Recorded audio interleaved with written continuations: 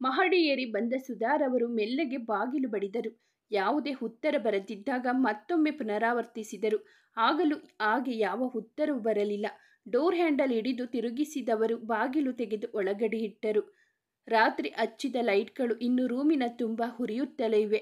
ಮುದುಡಿ ಮಲಗಿದ್ದವಳ ಅವಳಷ್ಟೇ ಮುದುಡಿ ಹಿಂದಿನಿಂದ ಹಪ್ಪಿ ಕೆನ್ನೆ ಮೇಲೆ ಕೆನ್ನೆ ತಾಗಿಸಿದ ನೆಮ್ಮದಿಯ ನಿದ್ರೆಯಲ್ಲಿದ್ದಾರೆ ಐಶು ವಿರಾಟ್. ಸುಂದರ ನಗುವೊಂದು ಸುಧಾರವರ ಸುಕ್ಕುಗಟ್ಟಿದ ಮುಖದಲ್ಲಿ ಆವರಿಸಿತ್ತು. ಕೊನೆಗೂ ತಾವು ಮಾಡಿದ ಪ್ಲಾನ್ಗಳೆಲ್ಲ ಸಕ್ಸಸ್ ಆಗಿ ಉತ್ತಮ ರಿಸಲ್ಟ್ ನೀಡಿದ್ದಕ್ಕೆ ಬಹಳವಾಗಿ ಖುಷಿಯಾದರು. ಇನ್ನು ಜಾಗಿಂಗ್ ಸೂಟ್ನಲ್ಲಿ ನಿಂತಿದ್ದವರು ತಮ್ಮ ಜೇಬಿಗೆ ಕೈ ಹಾಕಿ ಅವರ ಫೋನ್ ತೆಗೆದು ಬಹುಮೆಲ್ಲಗೆ ಅವರಿಬ್ಬರ ಈ ಸುಂದರ ಕ್ಷಣದ ಫೋಟೋವನ್ನು ಸೆರೆ ಮಾಡಿಕೊಂಡರು ತಮ್ಮ ಫೋನಿನಲ್ಲಿ. ನಿಂತಲ್ಲಿಯೇ ನಿಂತು ಅದನ್ನು ತಮ್ಮ ಫೋನ್ ಸ್ಕ್ರೀನ್ ಪಿಕ್ ಆಗಿ ಸೆಟ್ ಮಾಡಿಕೊಂಡವರು ಅದರ ಮೇಲೆ ಕೈಯಾಡಿಸಿ ಪುಟ್ಟ ಮಕ್ಕಳಂತೆ ಸಂತಸಪಟ್ಟರು. ಮಗನ ಖುಷಿಯ ಇನ್ನೆಲ್ಲ ತನ್ನದೇ ದೊಡ್ಡ ಸಂಭ್ರಮ ಎಂಬಂತೆ ಸಂತಸಪಡುವ ಈ ತಾಯಿಯ ಜೀವಕ್ಕೆ ಸಾಟಿ ಇಲ್ಲ. ಬಹುದಿನಗಳ ನಂತರ ಇಬ್ಬರು ನೆಮ್ಮದಿ ನಿದ್ರೆಯಲ್ಲಿದ್ದಾರೆ. ಈಗಲೇ ಎಚ್ಚರಿಸುವುದು ಬೇಡ ಎಂದುಕೊಂಡವರು ಅಲ್ಲಿಂದ ಜಾಗ ಖಾಲಿ ಮಾಡಿದ್ದರು. ಕೆಳಬಂದು ಸೋನುನ ಹುಡುಕುತ್ತಾ ರೂಮಿಗೆ ಹೋದರು. ಸೀರೆ ಹುಟ್ಟುಕೊಳ್ಳಲು ಹರಸಾಹಸ ಪಡುತ್ತಿದ್ದವಳನ್ನು ಸೋನು, ನಾನು ಹೆಲ್ಪ್ ಮಾಡಬಹುದಾ ಎಂದು ಮಕ್ಕಳಂತೆ ಬಾಗಿಲಿನಿಂದ ಇನ್ನೂ ಇಣುಕಿ ಕೇಳುತ್ತಿದ್ದವರು ನೋಡಿ ನಗುತ್ತಾ, ಅಯ್ಯೋ ಆಂಟಿ, ನಾನು ನಿಮ್ಮನ್ನು ಕರಿಬೇಕು ಅಂತ ಇದ್ದೆ. ನೀವು ಮೇಲೆ ಭಾವನ ರೂಮ್ಗೆ ಹೋಗ್ತಾ ಇದ್ರಲ್ಲ, ಅದಕ್ಕೆ ಸುಮ್ಮನಾದೆ. ಈಗ ಯಾಕೆ ಅಲ್ಲಿ ನಿಂತ್ಕೊಂಡಿದ್ದೀರಾ? ನಿಮ್ಮದೇ ಮನೆ ತಾನೆ, ಬನ್ನಿ. ನಗುತ್ತಾ ಕರೆದವಳನ್ನು ನೋಡಿ ಒಳ ಬಂದವರು, ಈ ರೀತಿ ನಮ್ಮದೇ ಮನೆಯಲ್ಲಿ ಹೊರಗೆ ನಿಂತ್ಕೊಂಡು ಕರೆಯೋದೇ ಒಳ್ಳೆಯದು ಅಭ್ಯಾಸ. ಗೊತ್ತಾಯ್ತಾ? ಅದು ಸರಿ, ನೀನು ಯಾವುದಾದರೂ ಡ್ರೆಸ್ ಹಾಕೊಂಡಿದ್ರೆ ಚೆನ್ನಾಗಿರೋದು. ದೇವಸ್ಥಾನಕ್ಕೆ ಹೋಗೋಕೆ ಸೀರೆ ನನ್ನ ಸೊಸೆ ಹುಡ್ಕೊಂಡ್ರೆ ಸಾಕಾಗಿತ್ತು ಎನ್ನುತ್ತಾ ಸೀರೆಯನ್ನು ಉಡಿಸತೊಡಗಿದರು. ನಾನು ಅದೇ ಪ್ಲಾನಿನಲ್ಲಿದ್ದೆ ಆಂಟಿ.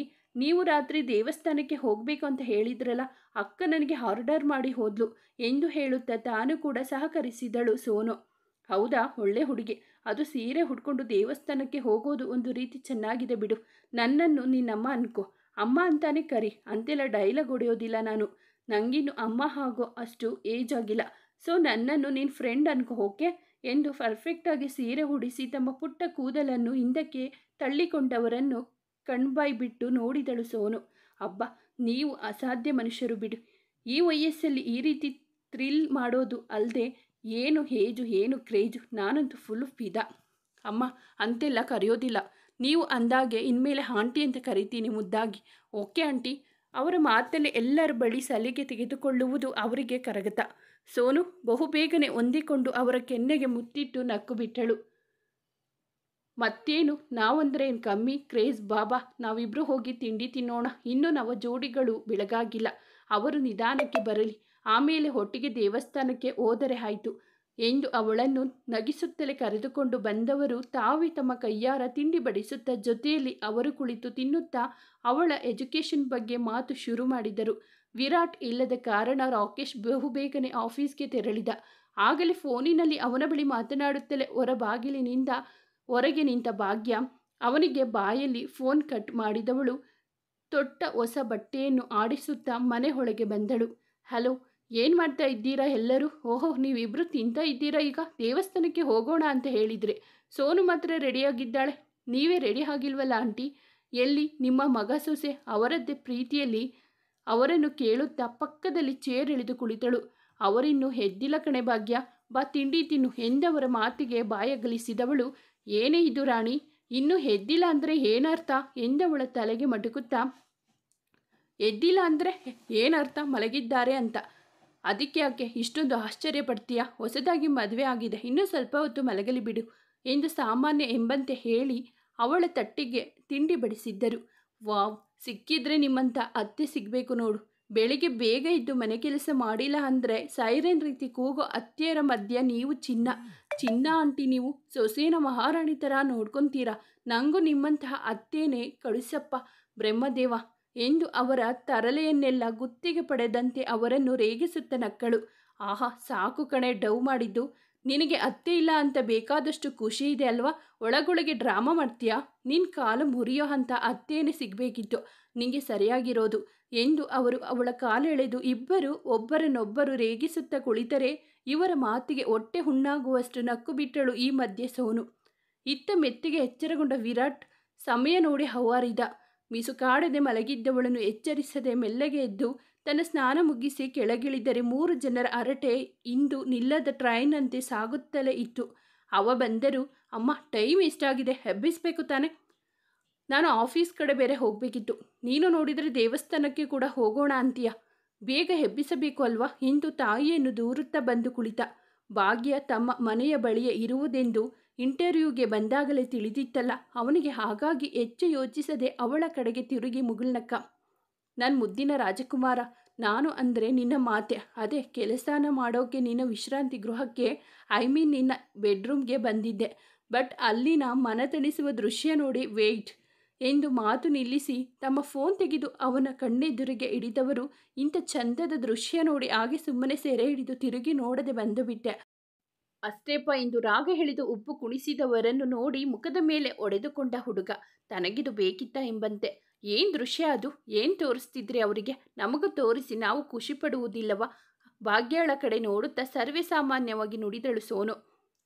ಪುಟ್ಟ, ಅದೆಲ್ಲ ಏನಿಲ್ಲ, ಹೀಗೆ ತಮಾಷೆ ಮಾಡ್ತಾ ಇರ್ತಾರೆ ಅವರು ಅಷ್ಟೇ ಎಂದು ಉಸಿ ನಗುತ್ತಾ ಸೋನುಗೆ ಹೇಳಿದವನನ್ನು ನೋಡಿ ಕುತೂಹಲದಲ್ಲಿ ಇಣುಕಿದಳು ಭಾಗ್ಯ.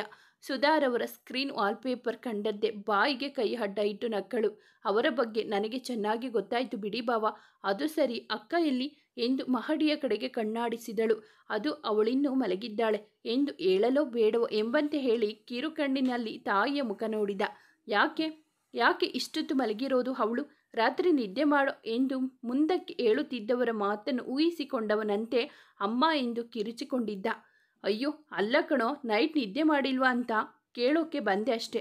ನೀನು ಯಾಕೆ ಕಿರುಚುತ್ತಾ ಇದ್ದೀಯಾ ಎಂದು ಕಣ್ಣೊಡೆದವರ ನೋಡಿ ಕೈ ಎತ್ತಿ ಮುಗಿದು ಬಿಟ್ಟ. ಅದೇ ಸಮಯಕ್ಕೆ ನಿದ್ರೆಯಿಂದ ಎದ್ದ ಐಶು, ಹಾಗೆಯೇ ಮೇಲಿನಿಂದ ಈ ದೃಶ್ಯವನ್ನು ನೋಡಿದ್ದೆ. ಯಾಕೆ ಅತ್ತೆಗೆ ಕೈ ಮುಗಿತಾ ಇದ್ದೀರಾ? ಏನಾದರೂ ಪೂಜೆ ಮಾಡ್ತಾ ಇದ್ದೀರಾ ಎಂದು ಅಲ್ಲಿಂದಲೇ ಕಣ್ಣರಳಿಸಿ ಪೆದ್ದು ಪೆದ್ದಾಗಿ ಕೇಳಿದಳು ಇಣುಕಿ. ಮಡದಿಗೆ ಪೆದ್ದು ಮಾತಿಗೆ ಏನು ಹೇಳುವುದು? ಈ ಅತ್ತೆ ಸೊಸೆಯ ಮಧ್ಯೆ ಒಂದೇ ದಿನಕ್ಕೆ ಸಾಕಾದವನು ಸುಮ್ಮನೆ ತಿಂಡಿ ತಿನ್ನಲು ತಲೆ ಬಗ್ಗಿಸಿ ಕುಳಿತು ಬಿಟ್ಟ. ವಾವ್, ಇದು ಹೇಗಾಯಿತು ಅಂತ ಅಂದರೆ, ತುಂಟರಲ್ಲೇ ತುಂಟ ಅತ್ತೆ, ಪೆದ್ದರಲ್ಲೇ ಪೆದ್ದು ಸೊಸೆ. ಇವರ ಮಧ್ಯ ಪಾಪದ ಹುಡುಗ ಅಂತ ಆಯಿತು ನಮ್ಮ ಬಾಸ್ ಕತೆ. ಪಾಪ, ಬೆಳಿಗ್ಗೆನೇ ಯಾಕೆ ಅವರನ್ನು ಗೋಳಾಡಿಸ್ತಿದ್ದೀರಾ ನೀವಿಬ್ಬರು? ಭಾಗ್ಯ ತನ್ನದು ಒಂದು ಇರಲಿ ಎಂದು ನಗೆ ಚಟಾಕಿ ಆರಿಸಿ ಇಬ್ಬರನ್ನು ಪ್ರಶ್ನಿಸಿದಳು. ನಾನಾ ಎಂದು ಅತ್ತೆ ಸೊಸೆ ಇಬ್ಬರು ಬಾಯಿ ಬಿಟ್ಟರು.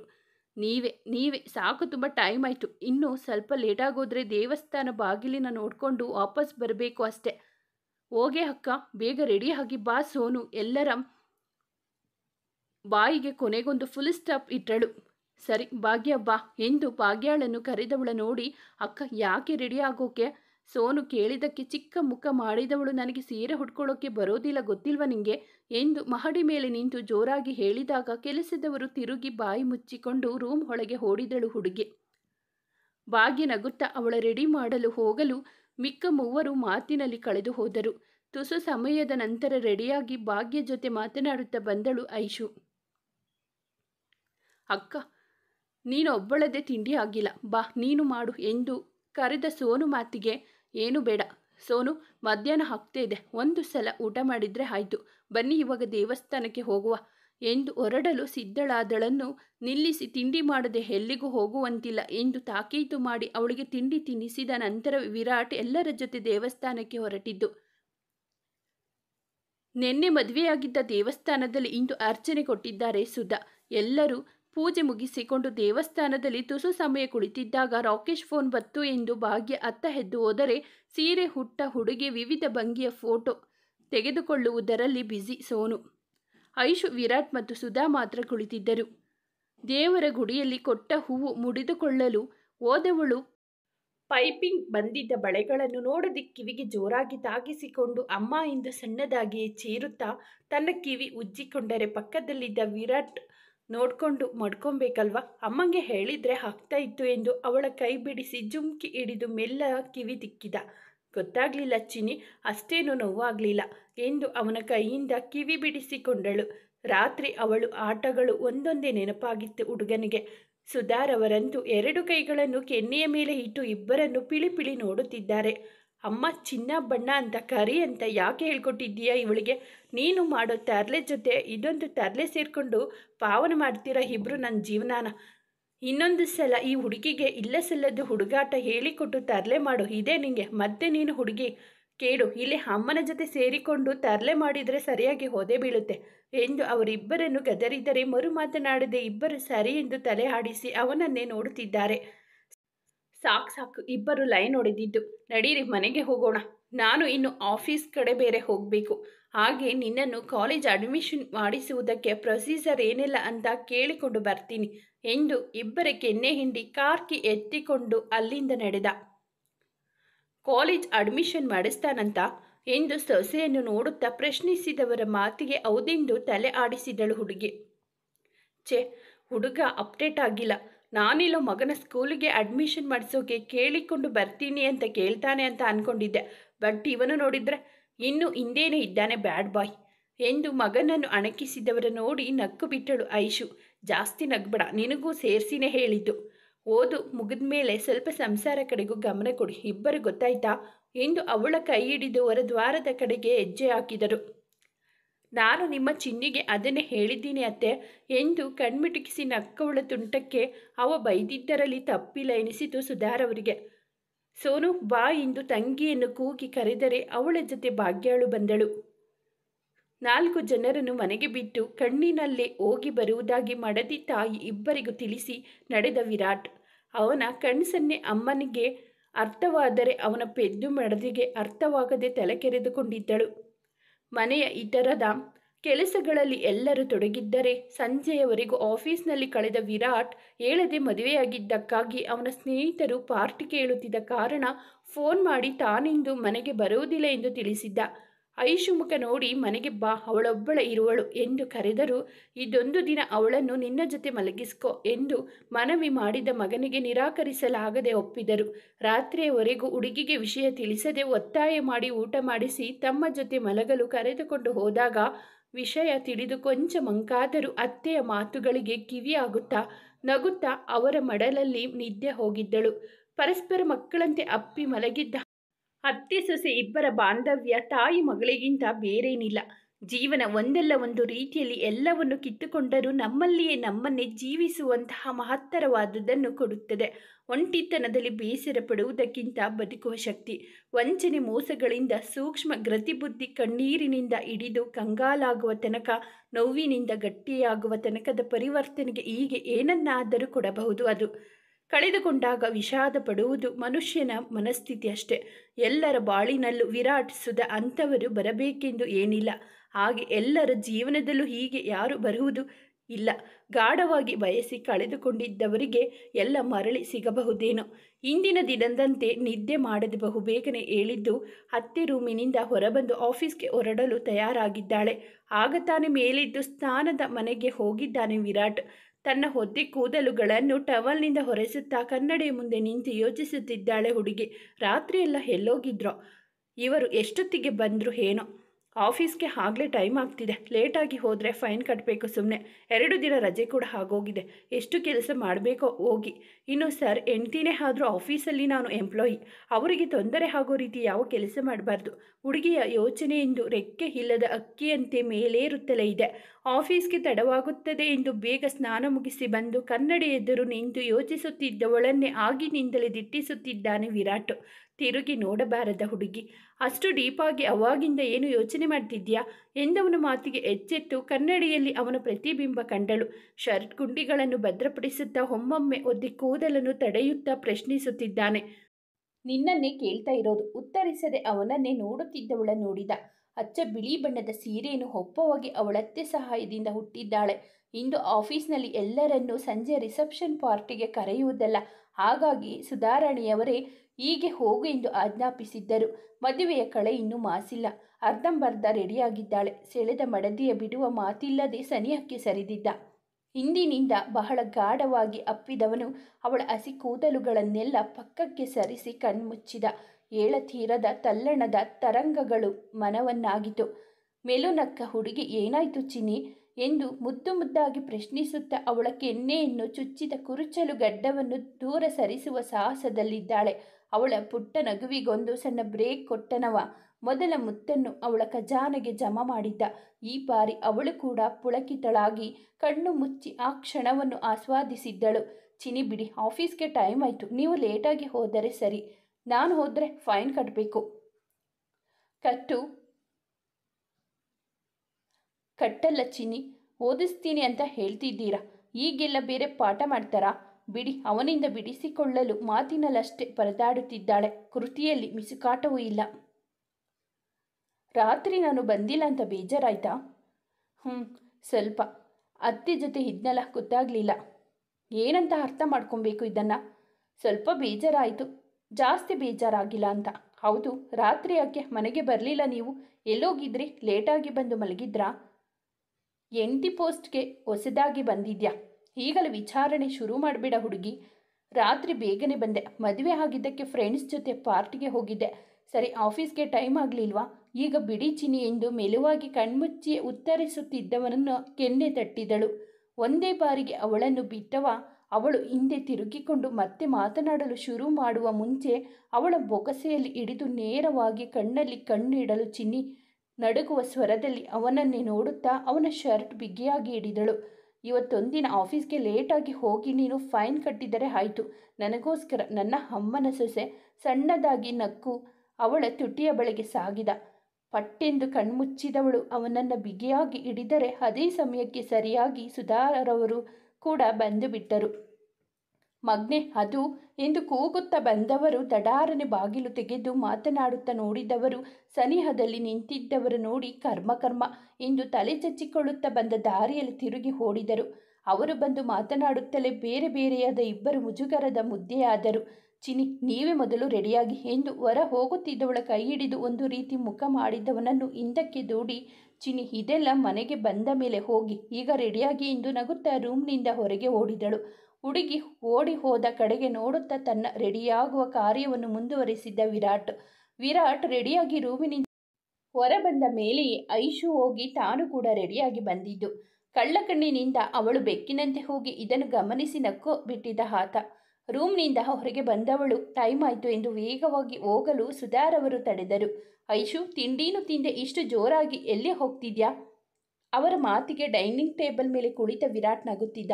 ಅದು ಏನಿಲ್ಲ ಅತ್ತೆ, ನಾನು ಆಫೀಸ್ಗೆ ಹೋಗಬೇಕಲ್ಲ, ಟೈಮ್ ಆಗಿದೆ. ಇನ್ನೂ ಲೇಟ್ ಆಗೋದ್ರೆ ಜಾಸ್ತಿ ಫೈನ್ ಕಟ್ಟಬೇಕು, ಅದಕ್ಕೆ ಹೋಗ್ತಾ ಇದ್ದೆ ಎಂದು ಗಡಿಬಿಡಿಯಲ್ಲಿ ಹೇಳಿದವಳ ನೋಡಿ, ನೀನು ನಿನ್ನ ಗಂಡನ ಜೊತೆ ಹೋಗ್ತಾ ಇದೆಯಾ? ಇದಕ್ಕೆ ಯಾರು ಫೈನ್ ಹಾಕ್ತಾರೆ ನಿನಗೆ? ಹುಚ್ಚು ಹುಡುಗಿ, ಬಾ ಮೊದಲು ತಿಂಡಿ ತಿನ್ನು. ಅಲ್ಲ, ಹೀಗೆ ಟೈಮ್ ಆಯಿತು ಅಂತ ದಿನ ಆಫೀಸ್ ಓಡೋದ್ರೆ ಈಗ ಗಾಳಿ ಊದಿದ್ರೆ ಆರೋಗೋ ಥರ ಇದೆಯಾ? ಆಮೇಲೆ ಕಣ್ಣಿಗೆ ಕಾಣಿಸೋದಿಲ್ಲ ಎಂದು ನಗುತ್ತಾ ಅವರ ಪೆದ್ದು ಸೊಸೆ ಕರೆದುಕೊಂಡು ಹೋಗಿ ಮಗನ ಪಕ್ಕ ಕೂರಿಸಿದರು. ಅದು ಅಲ್ಲ ಅತ್ತೆ, ನೋಡು, ಊಟ ತಿಂಡಿ ವಿಷಯದಲ್ಲಿ ನಾನು ತುಂಬಾ ಸ್ಟ್ರಿಕ್ಟು. ಬೇಕಿದ್ರೆ ನಿನ್ನ ಗಂಡನ ಕೇಳು. ಒಂದಿನಾನು ತಿಂಡಿ ತಿನ್ನಿಸದೆ ಅವನನ್ನು ಆಫೀಸಿಗೆ ಕಳಿಸಿಲ್ಲ. ಊಟನೂ ಕೂಡ ಮಧ್ಯಾಹ್ನಕ್ಕೆ ನಾನು ಕಳಿಸಿಕೊಡುತ್ತಿದ್ದೆ. ಈಗ ಅವನ ಜೊತೆ ನೀವು ಇಬ್ಬರು ಇದ್ದೀರಾ. ಅವನನ್ನು ಹೇಗೆ ನೋಡಿಕೊಳ್ಳುವುದು, ಅದರಲ್ಲಿ ಯಾವುದೇ ಚೇಂಜ್ ಇಲ್ಲ. ಬೇಗ ತಿಂಡಿ ತಿನ್ನಿ ಎಲ್ಲ ಎಂದು ಹೇಳುತ್ತಾ ಎಲ್ಲರಿಗೂ ತಿಂಡಿ ಬಡಿಸಿ ಅವರು ಕೂಡ ಜೊತೆಯಲ್ಲಿ ಕುಳಿತರು. ಇದೆಂಥ ಪ್ರೀತಿ ಅವರಿಗೆ ನಮ್ಮ ಮೇಲೆ. ನಮ್ಮವರು ಎನಿಸಿಕೊಂಡವರು ಅನಾಥರಿಗಿಂತಲೂ ಕಡೆಗಣಿಸಿದ್ದರು.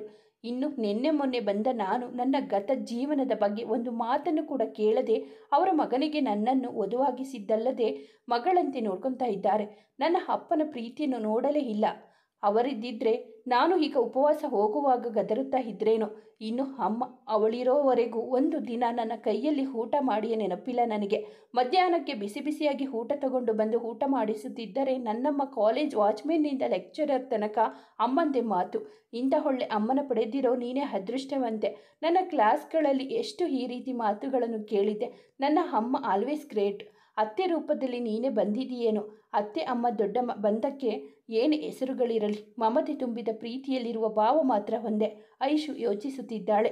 ಅವಳ ಭಾವನೆಗಳೆಲ್ಲ ಒಂದೊಮ್ಮೆ ಸಂತಸ, ಮತ್ತೊಮ್ಮೆ ಹೆಮ್ಮೆ, ಇನ್ನೊಮ್ಮೆ ಪ್ರೀತಿ, ಮಗದೊಮ್ಮೆ ನೋವು, ಎಲ್ಲ ರೀತಿಯ ಭಾವನೆಗಳನ್ನು ಒಳಗೊಂಡು ಒಳಗೊಳಗೆ ನರ್ತಿಸುತ್ತಿವೆ. ಎಲ್ಲರದ್ದು ಅರ್ಧದಷ್ಟು ತಿಂಡಿ ಮುಗಿದರೂ ಹುಡುಗಿ ತನ್ನ ಪ್ಲೇಟ್ಗೆ ಕೈಯನ್ನು ಸಹ ಇಟ್ಟಿಲ್ಲ. ಸುಧಾರವರ ಜೊತೆಗೆ ಮಾತನಾಡುತ್ತಾ ಸೋನು ಅಕ್ಕನ ಕಡೆ ನೋಡಿದವಳು. ಅಕ್ಕ, ಏನಾಯಿತು ಎಂದು ಪ್ರಶ್ನೆ ಉಳಿದಿಬ್ಬರ ಗಮನವು ಅವಳ ಮೇಲೆ ಹರಿದಿದ್ದು. ಓಯ್ ಸೊಸೆ, ಏನಾಯಿತು? ಯಾಕೋ ಹಾಗೆ ಕೂತಿದ್ದೀಯಾ? ತಿಂಡಿ ಇಷ್ಟ ಆಗಲಿಲ್ವಾ? ಸುಧಾರವರು ಕೂಡ ಪ್ರಶ್ನಿಸಿದಾಗಲೂ ಉತ್ತರವಿಲ್ಲ. ಅವಳ ಯೋಚನೆಯಲ್ಲಿ ಅವಳು ಮಗ್ನಳಾಗಿದ್ದಾಳೆ. ಸುಧಾರವರು ವಿರಾಟ್ ಎಡೆಗೆ ನೋಡಿದಾಗ ಐಶು ಎಂದು ಭುಜದ ಮೇಲೆ ಕೈ ಇಟ್ಟಾಗ ಎಚ್ಚೆತ್ತಳು. ಏನಾಯಿತು ಎಂದು ಅವಳು ಅವನೆಡೆಗೆ ತಿರುಗಿ ಅವನನ್ನೇ ಕೇಳಲು ನಿಂಗೇನಾಯಿತು? ಪ್ಲೇಟ್ ಮುಂದೆ ಕುತ್ಕೊಂಡು ಏನು ಯೋಚನೆ ಮಾಡ್ತಾ ಇದ್ದೀಯಾ? ತಿಂಡಿ ಇಷ್ಟ ಆಗಲಿಲ್ವಾ ಎಂದು ವಿರಾಟ್ ಗಂಭೀರವಾಗಿ ಪ್ರಶ್ನಿಸಿದ. ಅದೆಲ್ಲ ಏನಿಲ್ಲ ಚಿನ್ನಿ, ಹೀಗೆ ನಾನೇನೋ ಯೋಚನೆ ಮಾಡ್ತಿದ್ದೆ ಅಷ್ಟೆ ಎಂದು ಪ್ಲೇಟ್ಗೆ ಕೈ ಹಿಡಲು ಅವಳ ಕೈ ಬಿಡಿಸಿ ತಾನೇ ಅವಳೆಡೆ ತುತ್ತು ಹಿಡಿದಿದ್ದ. ಏನು ಯೋಚನೆ ಅಷ್ಟೊಂದು? ಆಫೀಸ್ಗೆ ಟೈಮ್ ಆಯಿತು ಅಂತ ಕೂಡ ನೆನಪಾಗದೇ ಇರುವಷ್ಟು ಎಂದು ಅವಳನ್ನು ಕೇಳುತ್ತಾ ತಾನೇ ಅವಳಿಗೆ ತಿನ್ನಿಸುತ್ತಿದ್ದರೆ ಸೋನು ಮತ್ತು ಸುಧಾರ್ ಅವರು ಸುಮ್ಮನಾದರು. ಅದು ನಮ್ಮ ಮನೆಯವರನ್ನು ಸಂಜೆ ರಿಸೆಪ್ಷನ್ಗೆ ಕರೆಯೋಣ ಅಂತ ಯೋಚಿಸುತ್ತಿದ್ದೆ. ಹೇಳಲಾಗದೆ ಸದ್ಯಕ್ಕೆ ಮಾತನಾಡಲು ವಿಷಯ ಇದ್ದಿದ್ದರಿಂದ ಅದನ್ನೇ ಹೊದರಿದಳು. ಅಕ್ಕ, ನಮ್ಮನೆಯವರು ಅಂತ ಯಾರಿದ್ದಾರೆ? ಸುಮ್ಮನೆ ಬೇಡದ ವಿಷಯಗಳನ್ನೆಲ್ಲ ತಲೆಯಲ್ಲಿ ಹಾಕಿಕೊಂಡು ಯೋಚನೆ ಮಾಡುತ್ತೀಯಲ್ಲ ಎಂದು ಸೋನು ಕೋಪದಲ್ಲಿ ಹೇಳಲು, ಪುಟ್ಟ ಕೂಲ್, ಕರೆಯೋದ್ರಲ್ಲಿ ಏನಿದೆ? ನಿನಗೆ ಯಾರನ್ನು ಕರೆಯಬೇಕು ಅನಿಸುತ್ತೆ ಎಲ್ಲರನ್ನು ಕರಿ, ಓಕೆ? ಜಾಸ್ತಿ ಯೋಚನೆ ಮಾಡಬೇಡ ಈ ಪುಟ್ಟ ತಲೆಯಲ್ಲಿ, ಆಯ್ತಾ ಎಂದ ವಿರಾಟ್ ಪುಟ್ಟ ಮಗುವಿಗೆ ಹೇಳುವಂತೆ ಹೇಳುತ್ತಾ ಅವಳಿಗೆ ತಿನ್ನಿಸುತ್ತಿದ್ದ. ಈ ಚಾಕ್ಲೇಟ್ ಬೇಬಿ, ಕೂಲ್ ಆಗಿರು. ನೀನು ಯಾರಾದರೂ ಬರಲಿ. ನೋಡು ಐಶು, ನೀನು ಜಾಸ್ತಿ ಯೋಚನೆ ಮಾಡಬೇಡ, ಆರಾಮಾಗಿ ನಿನ್ನ ಗಂಡನ ಜೊತೆ ಹೋಗಿ ಬಾ ಹೇಳಿದಾಗ ಸರಿ ಎಂದು ತಲೆ ಆಡಿಸಿದಳು. ಚಿನಿ ಸಾಕು, ಸುಮ್ಮನೆ ತಿನ್ನಿಸುತ್ತಿದ್ದವನ ನೋಡಿ ಪೆಚ್ಚಾಗಿ ಹೇಳಿದಳು ಹುಡುಗಿ. ನೀನು ಪ್ಲೇಟಲ್ಲಿ ಇರೋದು ಅರ್ಧ ಕೂಡ ಮುಗ್ದಿಲ್ಲ, ಇಷ್ಟಕ್ಕೆ ಸಾಕಾ? ಹೀಗೆ ತಿಂದರೆ ಹೇಗೆ ನೀನು? ಮೊದಲು ಚೆನ್ನಾಗಿ ತಿನ್ನೋದು ಕಲಿ, ಆಮೇಲೆ ಆಫೀಸು ಎಂದು ಹೇಳುತ್ತಲೇ ಮತ್ತಷ್ಟು ತಿನ್ನಿಸಲು ಸುಸ್ತಾಗಿ ಹೋದಳು ಹುಡುಗಿ. ಚಿನ್ನಿ ಪ್ಲೀಸ್ ಸಾಕು ನನಗೆ. ಅತ್ತೆ ನೀವಾದರೂ ಹೇಳಿ, ತಿನ್ನೋಕ್ಕಾಗ್ತಿಲ್ಲ ನನಗೆ ಎಂದು ತಿನ್ನಿಸುವಾಗ ಮೂತಿ ತಿರುಗಿಸಿ ಗೋಗರೆದಳು. ನೀನು ಇಷ್ಟು ತಿಂತಾ ಇರು, ನನ್ನ ಮಗ ದಿನ ತಿನ್ನಿಸ್ಬೇಕಾಗುತ್ತೆ. ನೀನು ನೆಟ್ಟಗೆ ಊಟ ತಿಂಡಿ ಮಾಡುವವರಿಗೂ ದಿನ ಇದೇ ಪನಿಷ್ಮೆಂಟ್ ನಿಂಗೆ. ವಿರಾಟ್, ಅಷ್ಟು ತಿನ್ಸೋ ಅವಳಿಗೆ ಎಂದು ಆಜ್ಞೆ ಹೊರಡಿಸಿದವರು ತಿಂಡಿ ಮುಗಿದಿದ್ದರಿಂದ ತಮ್ಮ ಪ್ಲೇಟ್ ಎತ್ತಿಕೊಂಡು ಅಡುಗೆ ಮನೆ ಕಡೆ ನಡೆದರು. ಅವಳ ಪೆಚ್ಚಾದ ಮುಖ ನೋಡುತ್ತಾ ಸೋನು ಕೂಡ ಅವರ ಹಿಂದೆಯೇ ನಡೆದಳು. ರೀ ಬಿಡ್ರಿ ಸಾಕು, ನನಗೆ ತಿನ್ನೋಕೆ ಆಗ್ತಾ ಇಲ್ಲ ಎಂದು ತಿನ್ನಿಸಲು ಬಳಿ ಬಂದವನ ಕೊಂಚ ಹಿಂದಕ್ಕೆ ದೂಡಿ ಓಡಲು ಹೋದವಳ ಕೈ ಹಿಡಿದು ತನ್ನ ಮೇಲೆ ಕೂರಿಸಿಕೊಂಡವ, ಎಲ್ಲಿಗೆ ಹೊಡೋಗ್ತಾ ಇರೋದು? ನನಗೆ ಕೋಪ ಬರೋದಿಲ್ಲ, ಬಂದರೂ ಕೂಡ ತುಂಬ ರೇರ್. ಇವಾಗ ಸುಮ್ಮನೆ ಕೋಪ ತರಿಸ್ಬೇಡ, ತಿನ್ನು. ಅವಳಿಗೆ ತಿನ್ನಿಸೋ ಸರಿಯಾಗಿ ಸಾಹಸ ಪಡುತ್ತಾ ಗಂಭೀರವಾಗಿ ಹೇಳಿದ ವಿರಾಟ್. ಚಿನ್ನಿ ಬೇಡ, ನನಗೆ ನನ್ನ ಅಮ್ಮನೂ ಹೀಗೆ ಮಾಡ್ತಾಯಿದ್ರು. ಬೇಡ ಬೇಡ ಅಂದರೂ ಹಾಕಿ ತುರ್ಕೋರು. ನೀವು ಅದೇ ಥರ ಮಾಡ್ತೀರಲ್ಲ, ನನಗೆ ಸ್ವಲ್ಪನೇ ತಿನ್ನೋಕೆ ಆಗೋದು, ಬಿಟ್ಬಿಡಿ ಎಂದು ತಿನ್ನಿಸಲು ಬಂದವನ ಕೈಯನ್ನು ತಪ್ಪಿಸಿಕೊಂಡು ಮುಖ ಹುದುಗಿಸಿ ಗುನುಗುತ್ತಿದ್ದಾಳೆ. ಏಯ್ ನೋಡು ಇಲ್ಲಿ, ನೋಡು ನನ್ನ ಕಡೆ ಎಂದವನ ಪಿಸುಮಾತಿಗೆ ಹೋಗುಟ್ಟಿ ಮೆತ್ತಗೆ ಅವನ ಕಡೆ ನೋಡಲು, ನೀನು ಹೀಗೆ ಮಾಡ್ತಾ ಇದ್ರೆ ನಾ ಆಫೀಸ್ಗೆ ಹೋಗೋದು ಹೇಗೆ? ಆಲ್ರೆಡಿ ಟೈಮ್ ಆಗಿದೆ ಅಲ್ವಾ? ಬೇಡ, ನಾನು ತಿನ್ನೋದಿಲ್ಲ ಅಂದರೆ ರೂಮಲ್ಲಿ ಬಿಟ್ಟಿದ್ದನ್ನು ಇಲ್ಲಿ ಕಂಪ್ಲೀಟ್ ಮಾಡಿಕೊಂಡು ಇಲ್ಲೇ ಇದ್ಬಿಡೋಣ, ಏನಂತೀಯ? ಬರುತ್ತಿರುವ ನಗುವನ್ನು ಸಣ್ಣದಾಗಿ ತಡೆ ಹಿಡಿದು ಹೇಳಿದವನ ಮಾತು ಕೇಳಿ ದೊಡ್ಡದಾಗಿ ಕಣ್ಣರಳಿಸಿದವಳು ಮರು ಮಾತನಾಡದೆ ಅವನ ಕೈಲಿದ್ದ ತುತ್ತನ್ನು ಬಾಯಿಗೆ ತುರುಕಿಕೊಂಡು ಸುಮ್ಮನೆ ತಿಂದು ಬಿಟ್ಟಳು. ಅವನ ಗುತ್ತಲೇ ಅವಳ ತಟ್ಟೆ ಪೂರ್ತಿ ಖಾಲಿ ಮಾಡಿಸಿ ನೀರು ಕುಡಿಯಲು ಅವಳ ಕೈಗೆ ಲೋಟ ಕೊಟ್ಟು ತನ್ನ ಪ್ಲೇಟ್ನ ಕಡೆಗೆ ಗಮನ ಹರಿಸಲು ನೀರು ಕುಡಿದವಳು ಲೋಟವನ್ನು ಟೇಬಲ್ ಮೇಲಿಟ್ಟು ತಿಂಡಿ ತಿನ್ನಲು ಹೊರಟವನ ಮುಖ ಬೊಗಸೆಯಲ್ಲಿ ಹಿಡಿದಾಗ ಏನೆಂಬಂತೆ ನೋಡಿದವನ, ಯಾರೂ ಇಲ್ಲ ಅಲ್ವಾ ಎಂದು ಪಿಸು ಧ್ವನಿಯಲ್ಲಿ ಕೇಳಿದಾಗ ಸುತ್ತಮುತ್ತ ನೋಡಿದವ, ಯಾರೂ ಇಲ್ಲ, ಯಾಕೆ ಎಂದು ಮುಂದುವರಿಸುತ್ತಿದ್ದವನ ತುಟಿಗೆ ಪುಟ್ಟ ಮುತ್ತಿಟ್ಟು ಎದ್ದು ಓಡಿದಳು. ಬಿಟ್ಟ ಕಣ್ಣು ಬಿಟ್ಟಂತೆ ಕುಳಿತವ ಅವಳ ತುಂಟಾಟಗಳಿಗೆ ತಲೆ ತೂಗಬೇಕಿದೆ. ಈಗ ಹುಡುಗನಿಗೆ ತಿಂಡಿ ತಿನ್ನಲಾಗದೆ ಒದ್ದಾಟ ಶುರುವಾಗಿತ್ತು. ಕಷ್ಟಪಟ್ಟು ಇದ್ದದ್ದನ್ನೆಲ್ಲ ತಿಂದು ಮುಗಿಸಿದವ ಫೋನನ್ನು ಜೇಬಿಗೆ ಇಳಿಸಿಕೊಂಡು, ಅಮ್ಮ ನಾನು ಹೊರಗಡೆ ಕಾರ್ ಹತ್ರ ಇರ್ತೀನಿ, ನಿನ್ನ ಸೊಸೆ ಬೇಗ ಕಳಿಸು. ಸಂಜೆ ಪಾರ್ಟಿ ಇದೆ ಅಂತ ಜಾಸ್ತಿ ಓಡಾಡಬೇಡ, ಕೆಲಸದವರೆಲ್ಲ ನೋಡ್ಕೊತಾರೆ. ಊಟ ಮಾಡಿ ರೆಸ್ಟ್ ಮಾಡು ಸ್ವಲ್ಪ, ಮತ್ತು ತರಲೆ ಕೂಡ ಕಡಿಮೆ ಮಾಡು, ಟೇಕ್ ಕೇರ್ ಎಂದು ಎಲ್ಲರಿಗೂ ಕೇಳುವಂತೆ ಹೇಳಿ ಹೊರನಡೆದ. ಸರಿ ಕಣೋ, ಹುಷಾರಾಗಿ ಹೋಗಿ ಬನ್ನಿ, ಕಳಿಸ್ತೀನಿ ಎಂದು 1 ನಿಮಿಷ ಅತ್ತಲಿಂದ ಸುಧಾರ್ ಅವರು ಕೂಡ ಕೂಗಿಕೊಂಡರು. ಇವರಿಬ್ಬರ ಕೂಗಾಟಗಳಿಗೆ ಅಕ್ಕ ತಂಗಿ ಇಬ್ಬರು ಕಿವಿ ಮುಚ್ಚಿಕೊಳ್ಳುವುದು ಒಂದೇ ಬಾಕಿ. ನೋಡು, ನಿನ್ನ ಜೊತೆ ತಗೋ ಇವೆಲ್ಲ, ನೈಟ್ ರಿಸೆಪ್ಷನ್ ಇನ್ವಿಟೇಷನ್, ಅವನು ನೀನು ಎಲ್ಲರನ್ನು ಇನ್ವೈಟ್ ಮಾಡಿ ಬನ್ನಿ. ಮತ್ತೆ ಮಧ್ಯಾಹ್ನಕ್ಕೆ ನಾನೇ ಊಟ ಕಳಿಸ್ತೀನಿ ಮನೆಯಿಂದ, ಗೊತ್ತಾಯ್ತಾ? ಹೋಗಿ ಬನ್ನಿ. ಹಾಗೆ ಸೋನು ಇವತ್ತು ನನ್ನ ಜೊತೆ ಸೇಫಾಗಿ ಇರ್ತಾಳೆ, ಆಯಿತಾ ಎಂದು ಅವಳ ಕೈಗೆ ಇನ್ವಿಟೇಷನ್ಗಳನ್ನು ಕೊಟ್ಟು ತಂಗಿಯ ಬಗ್ಗೆ ಅಭಯ ನೀಡಿದರು. ಸರಿಯತ್ತೆ, ಸೋನು ಜಾಸ್ತಿ ತೊಂದರೆ ಮಾಡಬೇಡ, ಅವರನ್ನು ಚೆನ್ನಾಗಿ ನೋಡ್ಕೊ, ಗೊತ್ತಾಯ್ತಾ? ನಾನು ಹೋಗಿ ಬರ್ತೀನಿ ಎಂದು ಇಬ್ಬರಿಗೂ ಹೇಳಿ ಹೊರ ನಡೆದರೆ ಇತ್ತ ಇಬ್ಬರು ಮುಖ ನೋಡಿಕೊಂಡು ನಕ್ಕು ಬಿಟ್ಟರು. ವಿರಾಟ್ನ ಎದುರಿಗೆ ಹೋಗಲು ಕೊಂಚ ಭಯವಾದರೂ ಹೋಗಲೇಬೇಕಾದ ಅನಿವಾರ್ಯತೆ ಇದೆ. ಹೊರಗಡೆ ಕಾರ್ ಹೊರಗಿ ಫೋನ್ ನೋಡುತ್ತಾ ನಿಂತವನ ಬಳಿಗೆ ಹೋಗಿ ನಿಂತರೆ ತಲೆ ತಗ್ಗಿಸಿ ನಿಂತವಳ ಕೈಗಳಿಂದ ಇನ್ವಿಟೇಷನ್ಗಳನ್ನು ನೋಡಿ ಅವುಗಳನ್ನು ತೆಗೆದುಕೊಳ್ಳುತ್ತಲೇ, ನಿಮ್ಮದೆಲ್ಲ ಮುಗ್ದಿದ್ರೆ ಹೊರಡೋಣವಾ ಮೇಡಮ್ ಎಂದುವ ಇನ್ವಿಟೇಷನ್ಗಳನ್ನು ಕಾರ್ನಲ್ಲಿ ಇರಿಸಿ ಅವಳೆಡೆಗೆ ತಿರುಗಿ ಕೇಳಲು ಆಡಿಸಿದಳು. ಸರಿ ಬಾ ಎಂದುವ ಕಾರು ಹತ್ತಲು ಐಶು ಕೂಡ ಅವನ ಪಕ್ಕದಲ್ಲಿ ಕುಳಿತರೆ ಡ್ರೈವರ್ ಹಿಂದಿದ್ದರಿಂದ ಕಾರು ಮುಂದಕ್ಕೆ ಸಾಗಿತ್ತು. ಸುಮ್ಮನೆ ಕುಳಿತಿದ್ದವಳನ್ನು ಮಾತಿಗೆ ಎಳೆದೆ ತಮ್ಮ ಫೋನ್ ನೋಡುವುದರಲ್ಲಿ ಮಗ್ನನಾದ. ಅವಳಿಗಿದ್ದ ಮುಜುಗರ ಕೂಡ ದೂರವಾಗಲಿ ಎಂಬುದು ಒಂದು ಕಾರಣ. ಸಾರಿ. ಬಹು ಪ್ರಯಾಸದಿಂದ ಅವಳ ಧ್ವನಿ ಬಂದಾಗ ಪಕ್ಕಕ್ಕೆ ತಿರುಗಿದರೆ ಗಲ್ಲಕ್ಕೆ ಕೈಕೊಟ್ಟು ಕಿಟಕಿ ಎಡೆಗೆ ತನ್ನ ಪೂರ್ತಿ ಮುಖ ತಿರುಗಿಸಿ ಕುಳಿತಿದ್ದಾಳೆ ಹುಡುಗಿ. ಯಾಕೆ ಎಂದವನು ಇನ್ನೂ ಗೊಂದಲದಲ್ಲಿ ಇದ್ದ. ನಾನು ಮಾಡಿದ್ದು ನಿಮಗೆ ಇಷ್ಟ ಆಗಲಿಲ್ಲ ಅದಕ್ಕೆ ಎಂದು ಹೇಳುತ್ತಿದ್ದವಳ ಮಾತು ಒದ್ದೆಯಾಗಿದ್ದು ಅವನ ಅರಿವಿಗೂ ಬಂತು. ಅವಳ ಹಿಡಿದು ಪಕ್ಕಕ್ಕೆ ಸರಿಸಿಕೊಂಡವ ನಾನು ಹೇಳಿದ್ನಾ? ಅವಳ ಗಲ್ಲ ಹಿಡಿದು ಕಣ್ಣೀರು ತೊಡೆಯುತ್ತಾ ಕೇಳುತ್ತಿದ್ದಾನೆ. ಇಲ್ಲವೆಂಬಂತೆ ತಲೆ ಆಡಿಸಿದಳು. ಮತ್ತೆ ಯಾಕೆ? ಏನೇನೋ ಅನ್ಕೊಂತೀಯ? ನನಗೆ ಇಷ್ಟ ಇಲ್ಲ ಅಂದರೆ ನಾನೇ ಯಾಕೆ ಸುಮ್ಮನೆ ಇರಲಿ ಹೇಳು? ನೋಡು, ಇಲ್ಲಿಯವರೆಗೂ ನಿನ್ನ ಫಾಸ್ಟಲ್ಲಿ ಏನಾಗಿದೆಯೋ ಗೊತ್ತಿಲ್ಲ. ಅಲ್ಪ ಸ್ವಲ್ಪ ಗೊತ್ತು. ನಿನ್ನ ಪಪ್ಪ ಮಮ್ಮ ಇಲ್ಲ, ಫ್ಯಾಮಿಲಿ ಪ್ರಾಬ್ಲಮ್ಸ್ ಎಕ್ಸೆಟ್ರಾ. ಇದು ನಿನ್ನದಲ್ಲ, ನಮ್ಮಿಬ್ಬರ ಜೀವನ. ಪ್ರೀತಿ ಬಹಳ ಸುಲಭ, ಆದರೆ ದಾಂಪತ್ಯ ಹಾಗಲ್ಲ. ಪರಸ್ಪರ ಹೊಂದಾಣಿಕೆ, ಗೌರವ, ಸಮರ್ಪಣೆ ಇದೆಲ್ಲವೂ ತುಂಬ ಮುಖ್ಯ. ಲವ್ ಅಟ್ ಫಸ್ಟ್ ಸೈಟ್ ಅಂತಾರೆ, ಅಂದರೆ ಮೊದಲ ಸೆಳೆತ. ಆ ಸೆಳೆತ ನಿನ್ನ ಮೇಲೆ ನನಗೆ ಮೊದಲು ಮೂಡಿತು. ನನ್ನ ಮನ ಮೆಚ್ಚಿದ ಮಡದಿ ನೀನು. ನಾವಿಬ್ಬರ ಜೊತೆಯಾಗಿ ಹೆಜ್ಜೆ ಹಾಕಬೇಕಿದೆ. ಇಲ್ಲಿ ಭಾವನೆಗಳು ಪರಸ್ಪರೊಂದಿಗೆ ಆಗದೇ ಇದ್ರೂ ಮನಬಿಚ್ಚಿ ಮಾತಾಡೋ ಹವ್ಯಾಸ ಮಾಡ್ಕೊಬೇಕು. ಯಾವುದನ್ನು ಮನಸ್ಸಲ್ಲಿ ಇಟ್ಕೊಂಡು ಕೊರಗಬಾರ್ದು. ನಿನಗೆ ಇಷ್ಟ ಆಗಿದ್ನೋ ಇಷ್ಟ ಆಗಲಿಲ್ಲೋ, ಬೇರೆಯವರಿಗೆ ಇಷ್ಟ ಆಯಿತು, ಇದೆಲ್ಲ ಬಿಟ್ಟು ಬಿಡು. ನಿನಗೇನು ಅನಿಸುತ್ತೆ ನೇರವಾಗಿ ನನ್ನ ಹತ್ರ ಹೇಳ್ಕೊ. ಓಕೆ? ಈ 2 ದಿನದಲ್ಲಿ ನೀನು ಮಾಡೋ ಎಲ್ಲ ತುಂಟಾಟಗಳು ನನಗೆ ಎಷ್ಟು ಇಷ್ಟ ಆಗಿದೆ ಅಂದರೆ ನಿನ್ನಷ್ಟೇ. ಇಷ್ಟಕ್ಕೆಲ್ಲ ಅಳ್ತಾರ ಹುಡುಗಿ, ಬಾ ಎಂದವ ಅವಳ ಮೂಗು ಗಿಂಡಿ ಮೇಲುನಕ್ಕು ಎದೆಗೊರಗಿಸಿಕೊಂಡ. ಅವನನ್ನು ಬಿಗಿಯಾಗಿ ಹಿಡಿದುಕೊಂಡು ಮತ್ತೆ ಮತ್ತೆ ಮುಸಿ ಅಳುತ್ತಲೇ ಮತ್ತೆ ಸಾರಿ, ಇದೆಲ್ಲ ನನಗೆ ಗೊತ್ತೇ ಆಗಲಿಲ್ಲ ಚಿನ್ನಿ ಎನ್ನಲು ಅವನಿಗೆ ಮತ್ತಷ್ಟು ನಗು.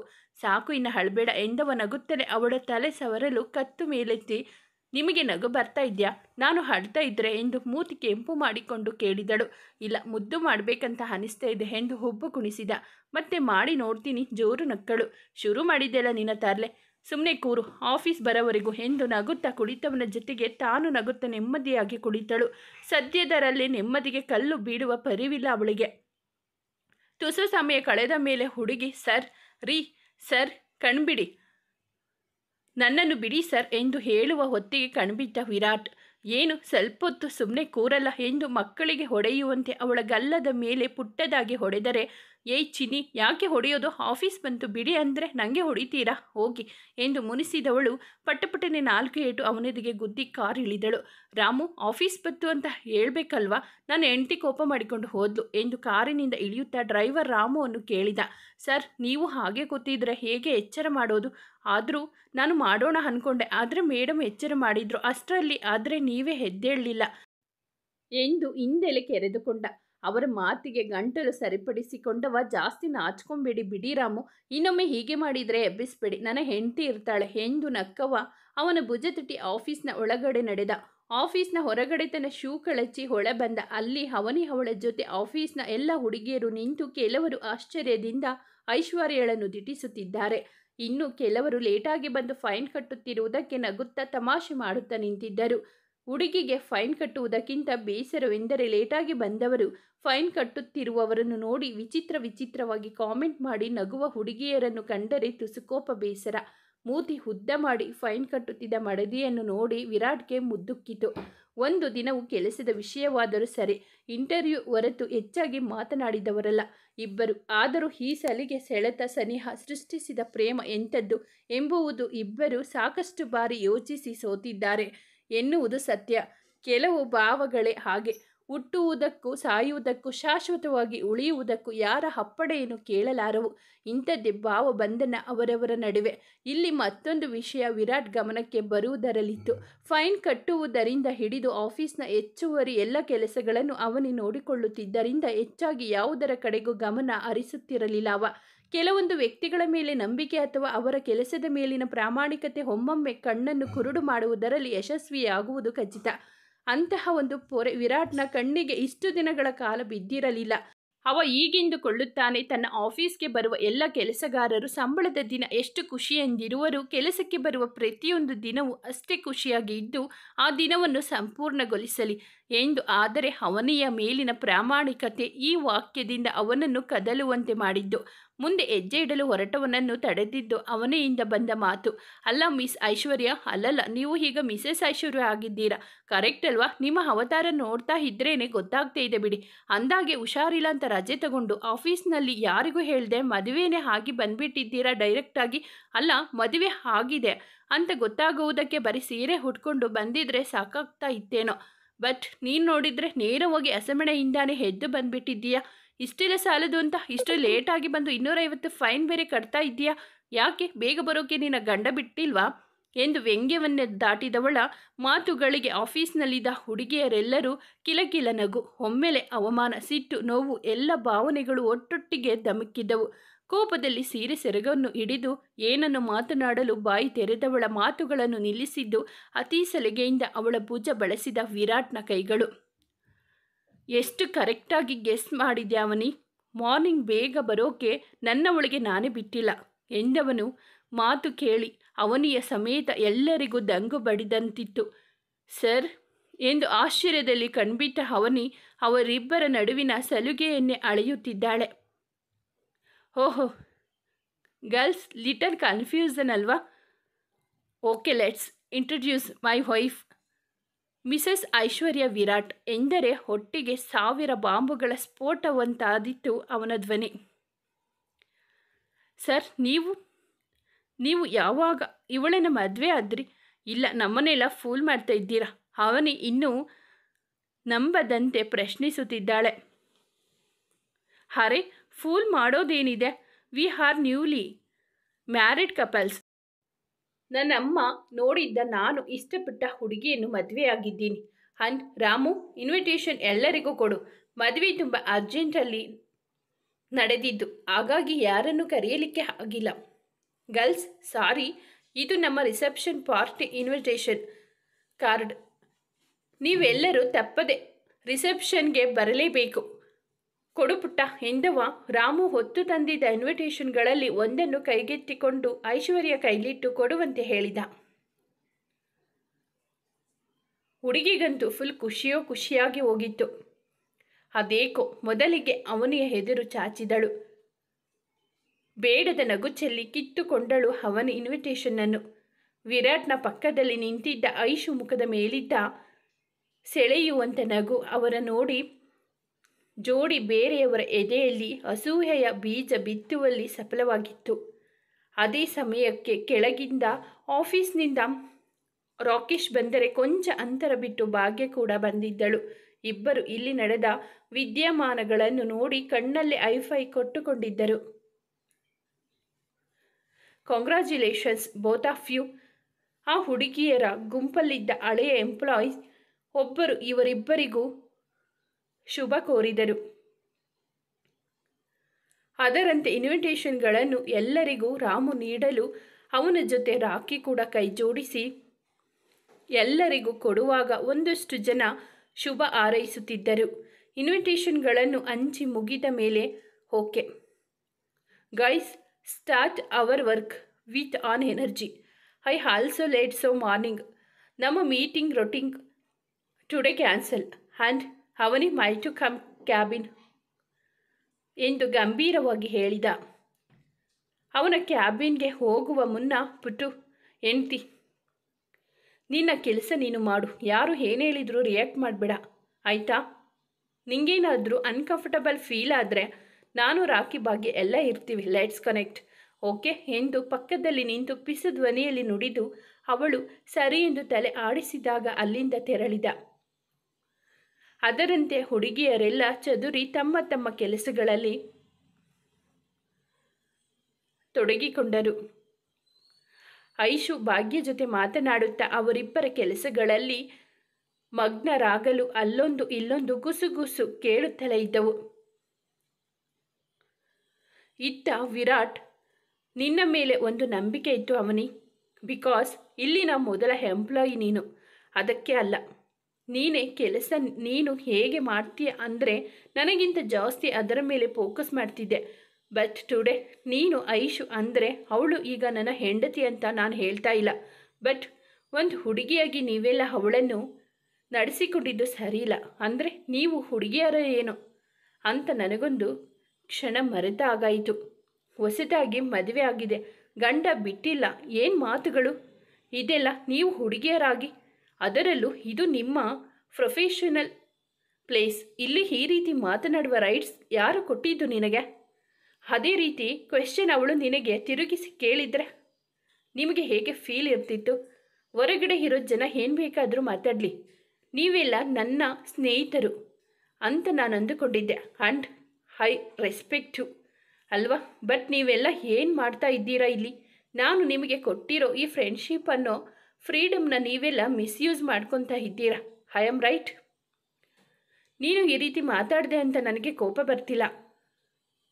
ಅವನಿಗೆ ತುಂಬ ಬೇಜಾರು ಆಗ್ತಾ ಇದೆ. I trust you more but your break it down ever excused from you. You can go ಎಂದವನಿಗೆ ನಿಜಕ್ಕೂ ಬೇಸರವಾಗಿತ್ತು.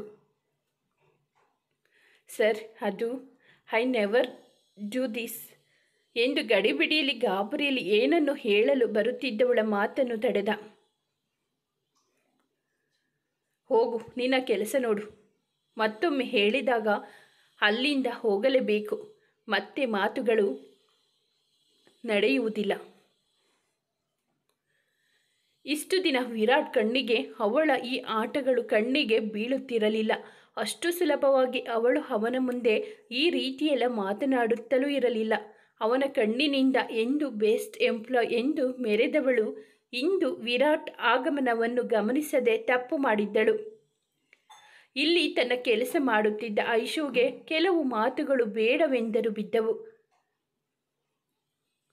ಅಲ್ಲ ಕಣೆ, ಇವಳು ಇದ್ದಾಳಲ್ಲ, ಹುಷಾರಿಲ್ಲ ಅಂತ ರಜೆ ಹಾಕಿದ್ದು ನೋಡಿದ್ರೆ ಅಷ್ಟರಲ್ಲಿ ನಮ್ಮ ಬಾಸ್ ನಮ್ಮ ಮದುವೆ ಆಗಿ ಬಂದಿದ್ದಾಳೆ. ಇನ್ನೊಂದು ಆಶ್ಚರ್ಯ ಏನು ಗೊತ್ತಾ? ಯಾವಾಗಲೂ ಲೈನ್ ಹೊಡಿತಾ ಸರ್ ಅಂತ ಹಿಂದೆ ಮುಂದೆ ಅಲಿತಾ ಇದ್ದ ಅವನಿಯನ್ನು ಬಿಟ್ಟು ಬಾಸ್ ಇವಳನ್ನು ಮದುವೆ ಆಗಿದ್ದಾರಲ್ಲ. ಹಂಗಂದ್ರೆ ಇಲ್ಲಿ ಏನೋ ಇದೆ ಅಂತ ಆಯಿತು ಅಲ್ವಾ?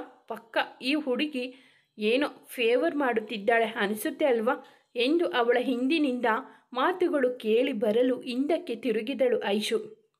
ವಿರಾಟ್ ಹೇಳಿದ ಮಾತುಗಳನ್ನು ಮರೆತಳೆ ಹುಡುಗಿ. ಮುಂದುವರಿಯುವುದು. ಸ್ನೇಹಿತರೆ, ಈ ಕತೆ ನಿಮಗೆ ಇಷ್ಟವಾದರೆ ದಯವಿಟ್ಟು ಒಂದು ಲೈಕ್ ಮಾಡಿ, ನಮ್ಮ ಚಾನಲ್ನ ಸಬ್ಸ್ಕ್ರೈಬ್ ಆಗಿ, ಪಕ್ಕದಲ್ಲಿರುವ ಬೆಲ್ ಬಟನ್ ಕ್ಲಿಕ್ ಮಾಡಿರಿ. ಫ್ರೆಂಡ್ಸ್ ಆ್ಯಂಡ್ ಫ್ಯಾಮಿಲಿಗೆ ಈ ಕಥೆಯನ್ನು ಶೇರ್ ಮಾಡಿ. ಕಥೆಯನ್ನು ಕೇಳಿದ್ದಕ್ಕಾಗಿ ಧನ್ಯವಾದಗಳು.